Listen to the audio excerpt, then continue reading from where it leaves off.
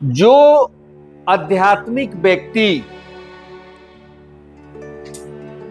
यहां पे बार बार गुरु बोलने में हमें भी अच्छा नहीं लगता है कि ऐसा लगता है जैसे मैं बहुत पहुंचा हुआ परमात्मा सिद्ध गुरु, इसलिए हम गुरु का संबोधन बार बार करने में अपने मुख से अच्छा नहीं लगता है। मगर साधक बोला जा सकता है। जो सिद्ध साधक होगा, संसार में दो ही मार्ग है, दक्षिणा मार्ग और वाम मार्ग, और जो इन दोनों में कंप्लीट विद्या कर रखा होगा, जो इन दोनों में पास करके आगे बढ़ा होगा अपने गुरु के समक्ष और उसको गुरु कृपा आशीर्वाद दिया होगा,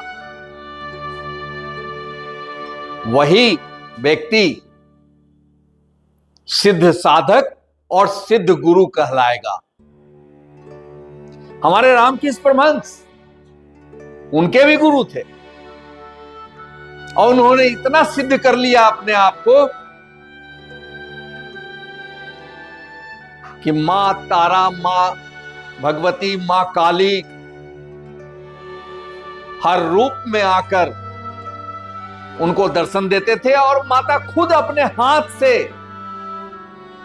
रोटी खिलाते थे रामकृष्ण परमहंस को। यह परम सत्य है, आप पता कर सकते हो। मगर चमत्कार रामकृष्ण परमहंस कभी नहीं किए। वही हमें बताना है आप लोगों को कि चमत्कार के पीछे मत भागो, कुछ नहीं मिलेगा। सिर्फ आपका धन बर्बाद होगा, पैसे खर्च होंगे, समय नष्ट होगा,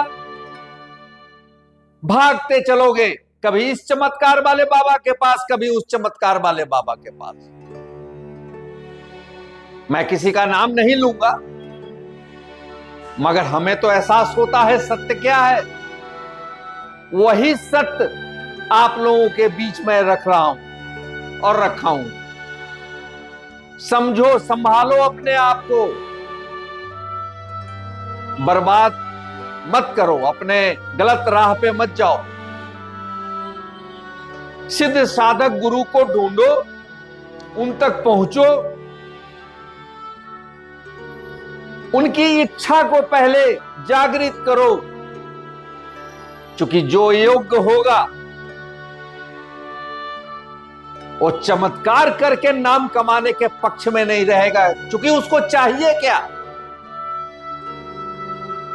वो तो अपने आप में अंतर्मुखी होकर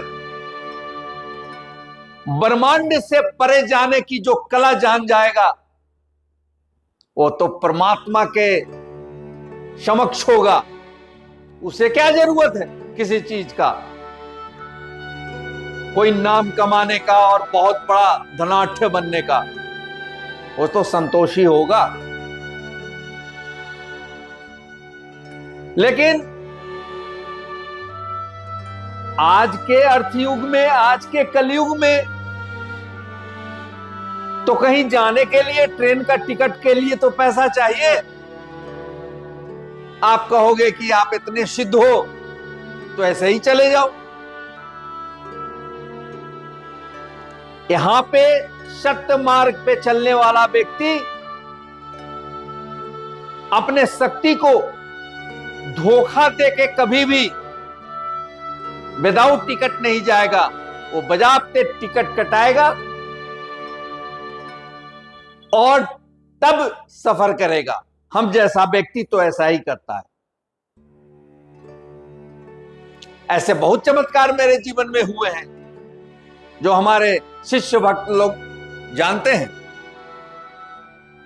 और हम तो कई एक बार कह भी दिया। अगर किसी ने कुछ कहा, गुरुजी कमाल हो गया मेरे साथ, ऐसा, हम कि चुप मत बोलना किसी को, बस हो गया ना, ठीक, बोलना मत।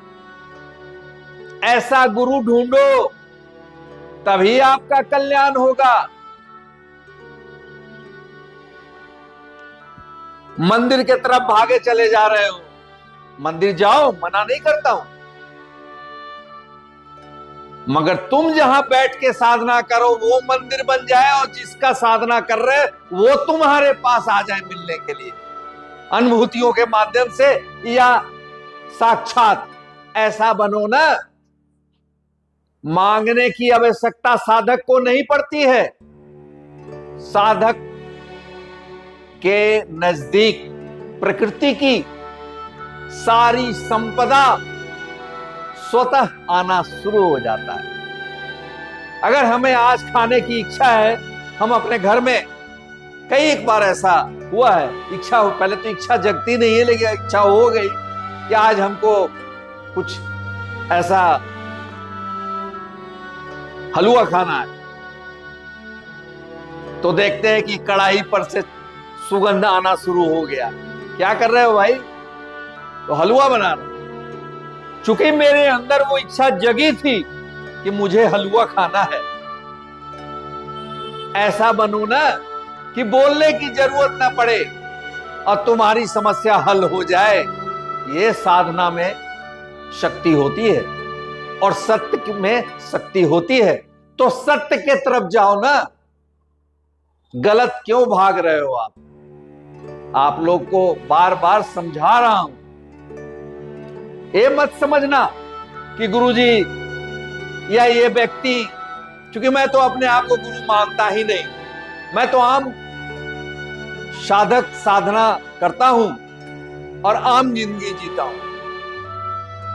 कभी कुर्ता पजामा भी पहन लेता हूं, घूम लेता हूं। अपने में कोई भी प्रपंच नहीं है। मगर आप लोग तो कम से कम सही दिशा पकड़ो, यही मेरी हार्दिक इच्छा है।